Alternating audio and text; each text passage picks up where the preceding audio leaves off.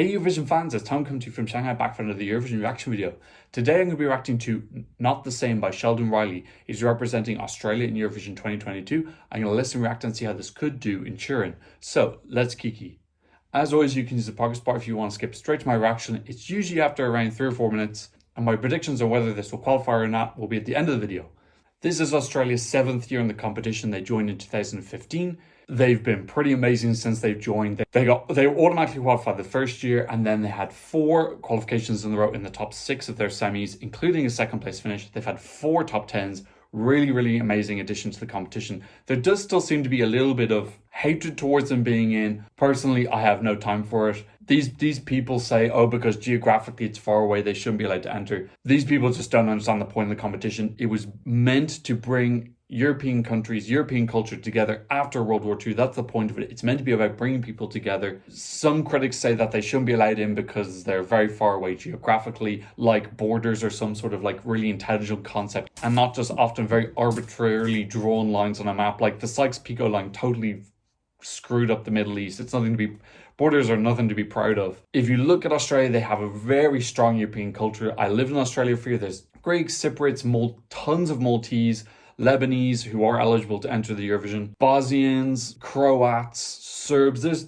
loads of it. And then keep in mind a lot of the original immigrants who came over from UK and Ireland. There's a ton of European culture. To say that Australia are not eligible just because they're far away geographically, when they clearly have this incredibly immense European identity and heritage. Obviously there's the indigenous populations as well, but there is also a very significant European influence on Australian population and culture. It's very thinly veiled xenophobia, like tissue paper thin. And it's weird to me that, for example, someone like Slovakia, who have no interest in the competition whatsoever, like they would be welcomed in by those people. But Australia, who are very keen, send great songs every year, really interested, love it. They were showing the show for years before they were even eligible to enter. They aren't allowed in. It's xenophobia. It's as simple as that. I'm glad to see that they've already confirmed their intention to compete in 2023. And I think it's just a really great addition. In any case, this year we had Australia Decides Again. I have to admit now, 2020 I thought was very weak year. I did like Montaigne's song at one, but I didn't think it was particularly strong.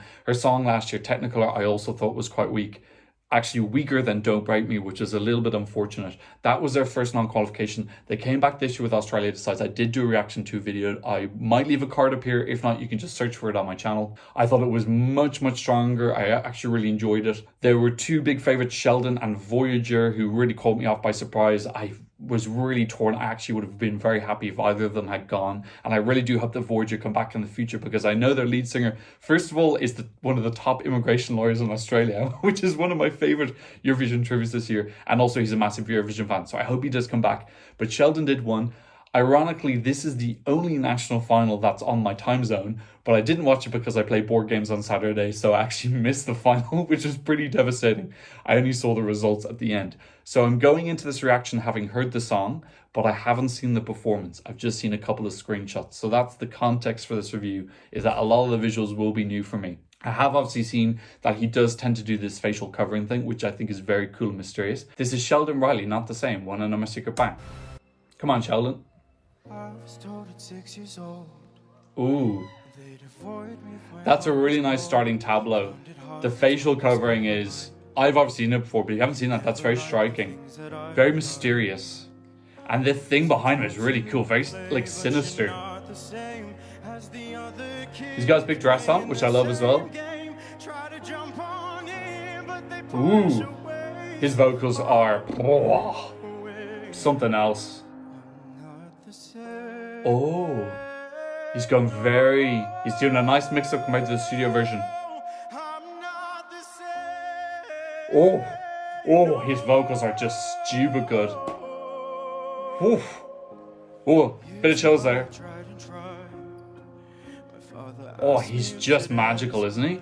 I have to admit, the song is fine. It's nothing special, but he just like, whoa, absolutely brings it to life. Love this stuff on his fingers as well. I wonder if he's going to reveal now, because it would be nice to make some contact towards the end.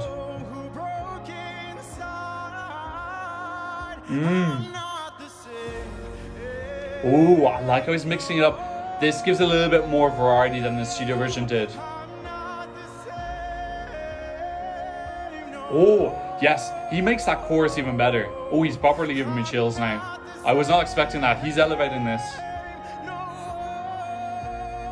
Whoa, ho, ho, ho, ho. They've got their cinematography very good in this.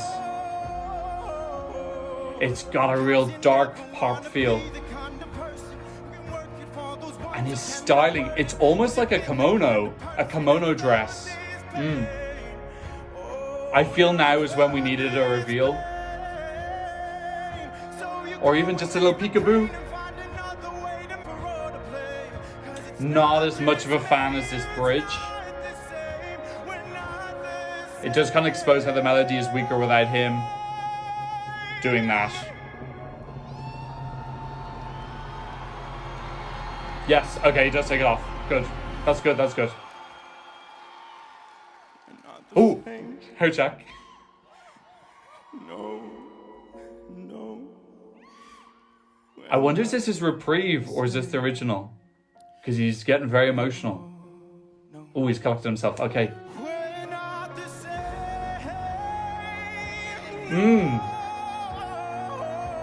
Oh, his voice is just delicious. It's so real. I believe everything he's saying. Oh, brilliant, brilliant. Wow, I'm interested now. I wonder, I don't think that was his reprieve. I think he just got emotional during that. Wow, that properly gave me chills. And do you know what's interesting is I wasn't expecting that because I'd already heard the studio version, which now on reflection sounded a little bit more, well, it was studio, produced. It was produced. That you could hear the slight flutters in the voice and you could hear like slight vulnerabilities and slight bits where it was like almost breaking, but intentional, purposeful breaking. And he added a real extra dimension of emotion to that. Really, really, really, really, really impressive. He's just absolutely sublime. I do wish the reveal was a little bit earlier. I feel like when he's going off the stage, when he's starting doing that, it's not a rap, but it's like a slightly more spoken word part. I do feel that's the time that he should take it off because it is a little bit late for the connection. The mystery at the start is fantastic and that is very authentic to Assault. Now, I have to admit, when I watched the studio version, I absolutely went down the biggest Sheldon Riley rabbit hole. I properly went through like all of his voice videos and everything, including the one where he came back for like an All-Stars. I don't watch The Voice, so I don't want to get into how they do it. But yeah, he's really, really, really, really amazing. And he does tend to do this face covering and he does have a kind of androgynous dress style. So I bought that. I actually really liked his styling. It was kind of like Asian influenced kimono, but with a dress. I originally saw that he showed a picture with a massive dress. And I'm glad that they scrapped that because that would have meant there would have been no movement at all. So he would have been pinned down, which I really, really, really don't like. We saw that with Elena Nicheva. We saw that with Cesar. A lot with the opera songs and also with Kate Miller-Heidke. Well, I suppose if you're doing opera, you need to stand still. But yeah, he's not getting operatic. So I like that he's using that to move around and be free. So really, really clever staging. So many clever ideas, starting with that intense, that fan behind. Oh, it's so clever. It's really atmospheric and sinister. And it's just, it kind of stops you and you go, whoa, this is very cinematic and looks really, really beautiful. Just so many good decisions here. Interesting that he broke down a little bit. It was obviously very sweet and authentic, but I do think it needs to be, I don't want to sound harsh here, but I do think it needs to be controlled. He did feel like he lost it for quite a bit of time there. So now, I don't know if that was a reprieve, maybe he just found out he'd won, or if that was his previous, if that was when he hadn't only won yet. So maybe that's a context that I'm missing. But yes, really, really, really, really impressive conversion from the studio version to the stage. It's weird. I'm actually almost tempted that when I haven't downloaded this because I try not to download the songs before I finish my review because you can't really get a reaction anymore if it's the 50th time that you've listened to something. So I'm actually curious will I end up actually downloading the live version because his live vocals, I like the way he mixed up there. Actually, do you know what? That's very similar to Dami Im because her studio version and her live version, I actually prefer some of the parts in the live version, the way she mixed it up and She added in her own spunk in ad-libbing in the chorus. Yeah, brilliant. It's still tempting odds. I've just got the odds already up on my page. It's tempting odds, which I'm really, really happy to see. We know that Australia struggles with the televote, unfortunately, and I do think some of that is that stuff I was talking about at the start where people are like, it's not in the content, whatever. Yeah, it's a little bit sad to see that they don't get the telepoints they deserve. I really do think that Kate Miller-Heidke, she did very well with the jury. Was she 6th or so? She came 9th overall. She won her semi. So yeah, look, Australia can get televote points, but really that staging for Kate Miller-Heidke, I didn't like that song at all. I didn't download it. That staging was mind-blowingly good. Yeah, I feel like Kate Miller's televote should have been a little bit higher than it was. She got 130 points. I don't know. I think it possibly deserved a little bit more than that. Having said that, Azerbaijan had amazing stage and amazing song, and they got 100. So maybe it was actually pretty okay. In any case, that's something that Australia just needs to keep in mind. I think that stage performance is brilliant, and he elevates the vocal gigantically. This is going to do so well with the jury. Let's talk about qualifications. I think this can qualify on its jury score alone because it is a well-composed song. Now, let's talk about the song. The song is not super wow. It's fine. It is very much a case of giving him, I'm not going to say a lump of coal, giving him a lump of bronze and he's turning it into gold. He just has that magic ability, and if you watch his performances on The Voice, you can see he's just able to add a lot of just vocal gorgeousness and emotion into a song. He's just very talented. He has that ability. So, you know, he's written the song himself. I think he had someone and he had another songwriter with him. But yeah, the song is not the strongest point. But that staging and that vocal is enough that juries have to put this through, or else this is what juries are kind of there for.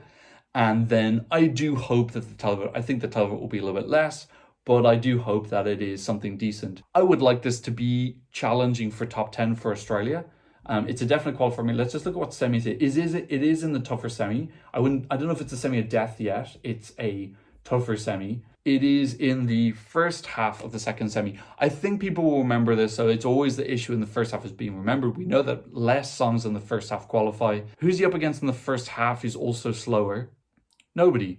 Malta, but I believe Malta are having a new song. They are. I'm just looking. It's called I Am What I Am. Okay, so they've changed their song. I don't know what it is yet. I haven't heard it. But at this point in time, what we know is that Australia are on their own battles. We also know what Azerbaijan's song is because they're waiting crazily late. This should go through. I'll be sad if this doesn't go through.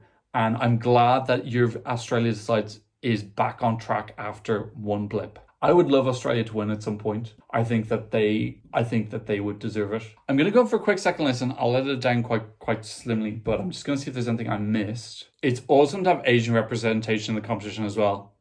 Really, we only kind of get it from Australia with Dami Im as well.